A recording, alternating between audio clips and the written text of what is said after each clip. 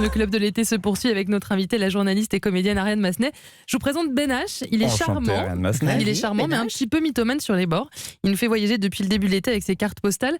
Où est-ce qu'on part aujourd'hui ? Eh bien Alice, depuis le début des vacances, on est parti aux quatre coins du pays. Et à l'occasion de la venue d'Ariane Massenet, je réalise que j'ai jamais traité des Feria, de l'Ovalie ou de Patrick Sébastien, bref du Sud-Ouest.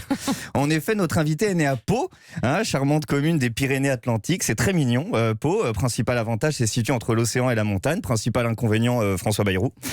Pas de quoi se plaindre, il existe bien pire. Je connais une ville, il n'y a pas d'océan, il n'y a pas de montagne, et en plus il y a Anne Hidalgo. Et sachez que je ne fais pas cette attaque gratuite contre le maire de Paris parce que je suis resté bloqué 1h15 ce matin dans les bouchons rue de Rivoli. Ah bon, vous venez en voiture, Ben H ? Non, le pire c'est que c'était un bouchon de trottinette électrique. Quand je vous dis que ça devient n'importe quoi à Paris, je déconne pas. Bon, revenez donc dans le Sud-Ouest, vous y avez passé le week-end. 3 jours pour être exact. J'ai partagé quelques coutumes locales les 2 premiers jours. Conséquent, j'ai dû prendre un 3e jour pour digérer et me remettre sur pied. J'aurais pas dû faire le malin quand on m'avait dit Ben, l'Armagnac, ça c'est pas une bonne idée de la boire avec la paille. 2 heures plus tard, je parlais à Mufasa qui était apparu dans le ciel de Biarritz. J'étais dans un état, Alice. Oui, on rappelle que l'alcool est dangereux pour la santé. Ça, Alice, c'est ce que je me suis dit au bout de 3-4 brasses quand j'ai voulu rejoindre Mufasa à la nage. Bref, à consommer avec modération, ça se déguste l'Armagnac. Par l'Armagnac, vous avez donc dégusté des spécialités locales. Et c'est dingue tout ce qu'on peut bouffer dans le Sud-Ouest, Lise. Par contre, on n'est clairement pas sur de la soupe détox. Tu peux arriver là-bas avec ton Wet Watchers, tu repartiras quand même avec la caravane à la place du cul. Tu comprends vite pourquoi c'est tous des rugbyman 220 kilos là-bas. Quand t'es gamin, tu passes directement du sein de ta mère au jambon d'épaule.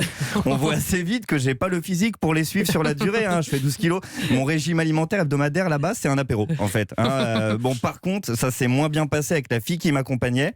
C'est une végane. Ah oui. La pauvre. Une végane dans le Sud-Ouest, c'est comme Éric Zemmour à la Gay Pride. On se pose la question, mais qu'est-ce qu'il fout là, quoi ? C'est pas facile d'être végane là-bas. Elle avait le choix entre le foie gras, du confit de canard ou du cassoulet.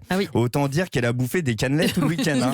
Un soir, on est allé dans un petit resto local. Elle a demandé au propriétaire s'ils avaient des trucs pour elle. Le propriétaire, Félicien, ancien demi-de-mêlée, 250 kilos au bas mot et éleveur de canards depuis 35 ans.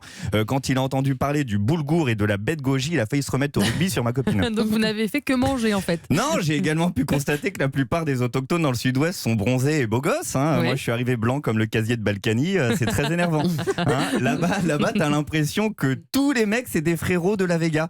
À tout moment sur la plage, ils peuvent sortir un ukulélé et chanter un truc débile sur des coquillages. Moi, au milieu d'eux, j'avais l'impression d'être le paquet premier prix gagnant qui fait pitié en bas des rayons. C'est gentil, Lise. Alors, autant vous dire, Lise, si j'ai bien mangé, une fois de plus, je suis reparti tout seul. Pas comme ma pote végane qui, à défaut de bouffer, est restée là-bas avec le sosie de Lizarazu jeune. Allez, je vous laisse, j'ai mon cours de ukulélé, une séance duvet à jeudi.